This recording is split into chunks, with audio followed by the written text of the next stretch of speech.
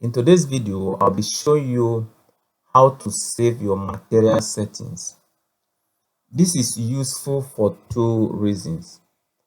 And before I show you the reasons, I have discovered that a lot of you guys, your materials are not sharp. I don't know how you are setting it. I want you to look at the way I set my material in this particular project so that you can follow my example and make your rendering sharp, because the appearance of your rendering partly depends on your material settings. So let's go into our material settings first. I will show you some example in this project.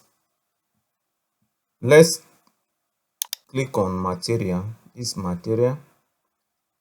Then let's go to this wall. This wall, you see the name paint 5.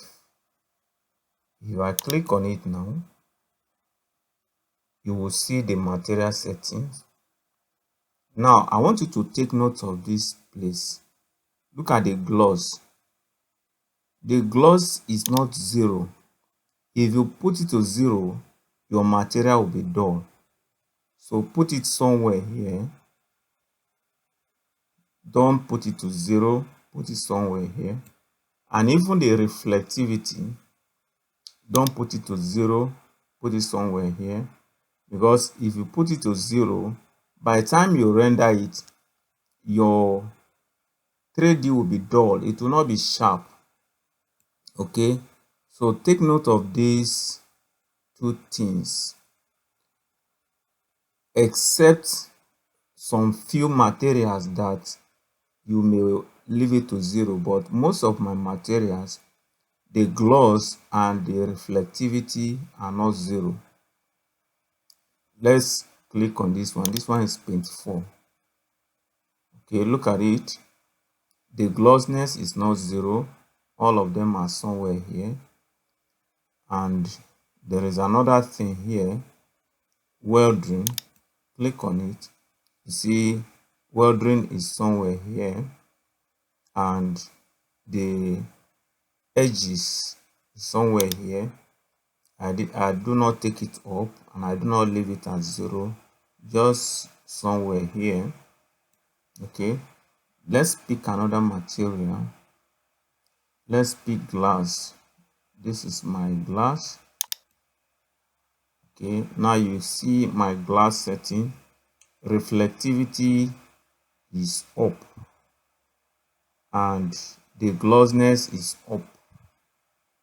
Okay, that is for the glass. Then let's look for another material. Let's say I pick this door material.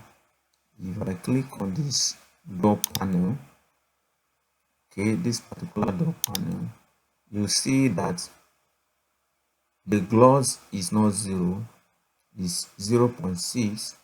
the reflectivity is a little bit up, and the welding is somewhere here.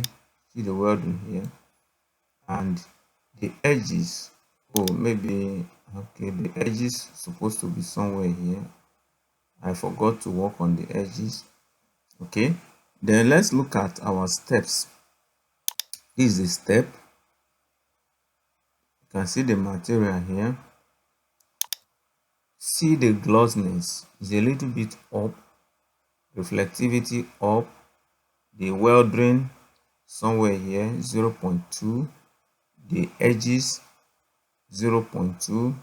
What this welding do is that it makes your material to look realistic, in the sense that it make it look a little bit old.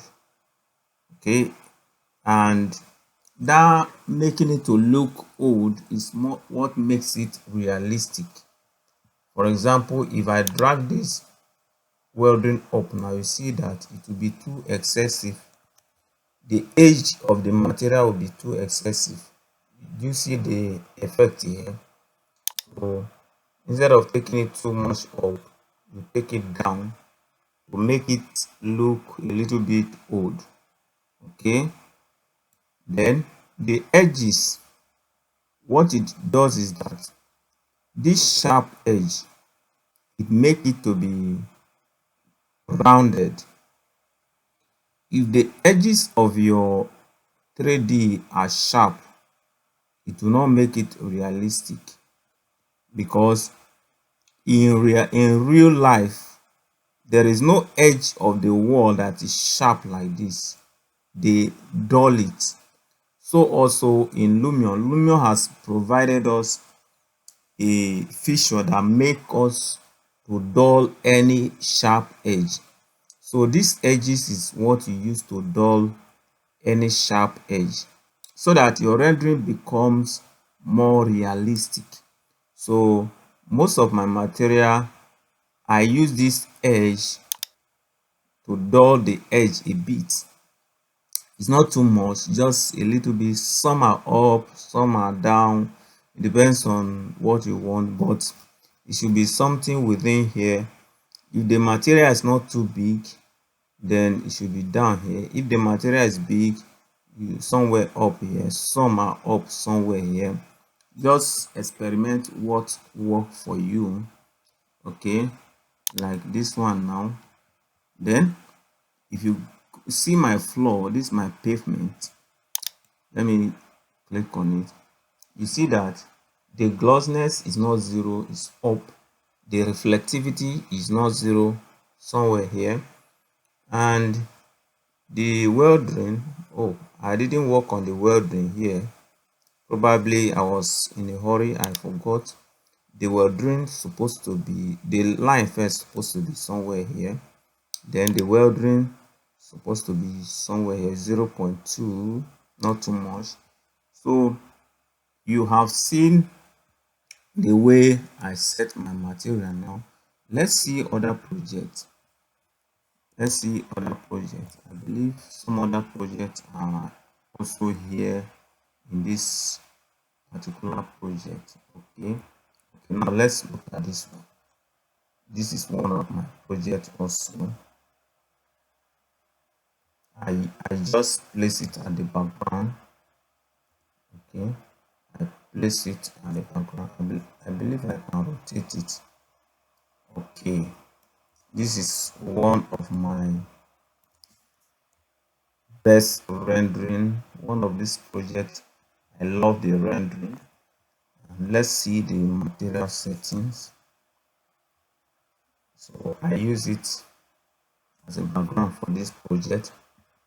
Okay, let's see, this material is paint 5.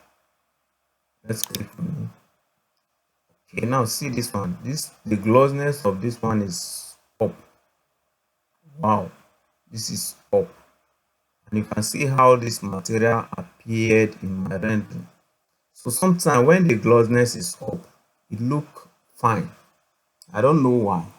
So if you see this rendering, you see that this rendering is superb. So sometimes always some materials like this drag the glossiness up. Okay, look at this. Oh, this one, the material is not applied. What happened? This one, okay, this one is look at this. The glossiness is 1, reflectivity here, and the welding somewhere here, the edges somewhere here. Okay, let's look at the door panel. Okay, look at the glossiness somewhere here, the reflectivity somewhere here, the welding somewhere here, and the edges somewhere here.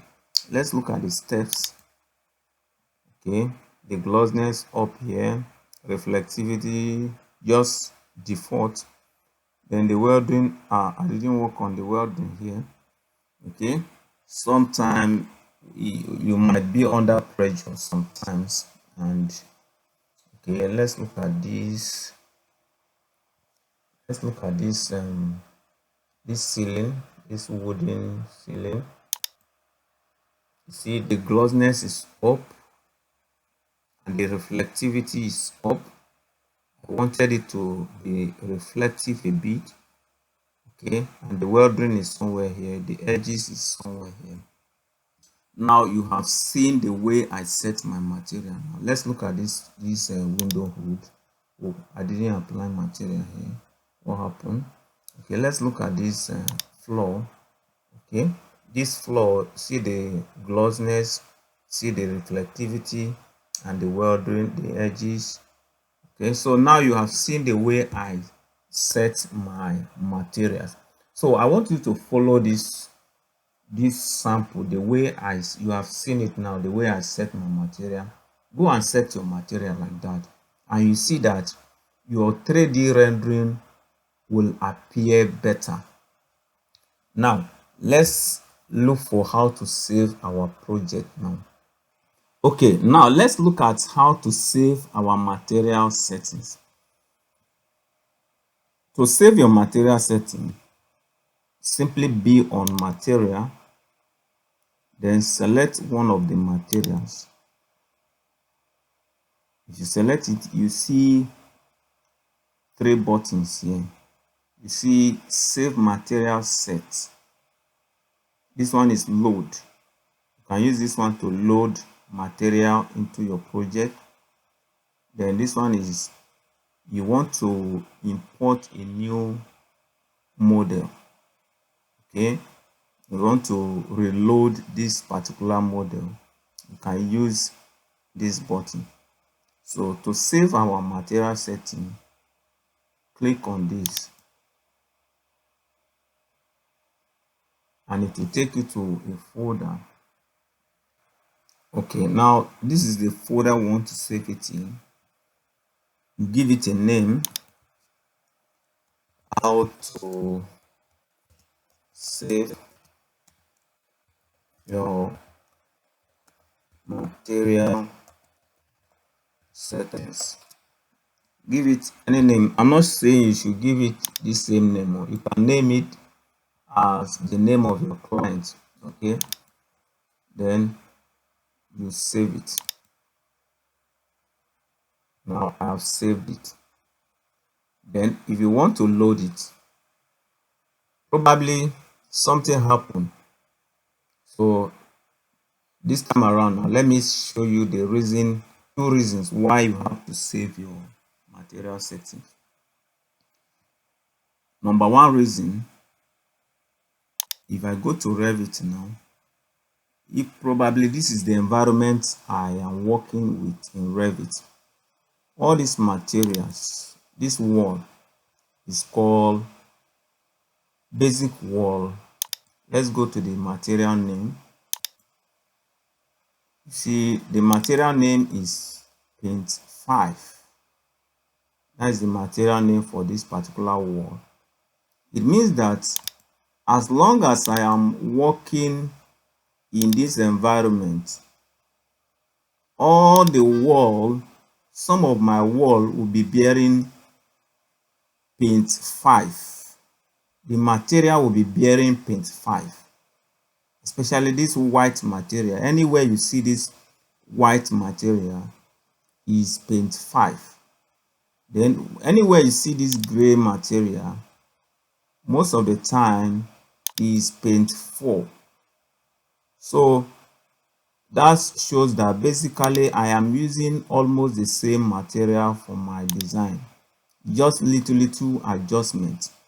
So if I am working on another person's project, if I am working on another client project, my materials are bearing the same name. So it is very easy. I did this project for a particular client. Now, if I want to do another project for another client, all I need to do is to save this project as the name of that client. Then I will now delete this one. When I have saved it as the name of the client, let's say the new client is John, I will now save this project as John. Save as, see save as here. Save as project. Then I will give it the name of the client. When I've saved it as the name of the client, I will now delete this project. I will delete everything here and start the modeling for that particular client.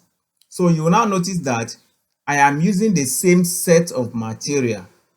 So it becomes easier for me to apply material in Lumion using load material. Okay, it's just a question. By the time I get to Lumion, you see that this one is bearing paint 4. Okay, now if I get to Lumion now, if I get to Lumion and I load that same material setting, if I load it now, let's load it. Let's select it, load it. You see the material settings. You see, let's see that paint 4. You see that paint 4 is here, paint 5 is here. So all the materials that are bearing this name in Revit, automatically they are applied with that same settings. So it saves a lot of your time. You don't need to waste time to try to set this material again. All of them are set immediately. So you just click load. All the material that are bearing that name automatically becomes set. It saves a lot of your time, especially if the design are of almost the same color. That's a mixture of the same color, white, gray, if that is your design. Okay, then the second reason why you have to save your material setting is sometimes it has happened to me several times. If I on my Lumion Live Sync, if I on it, by the time I on it and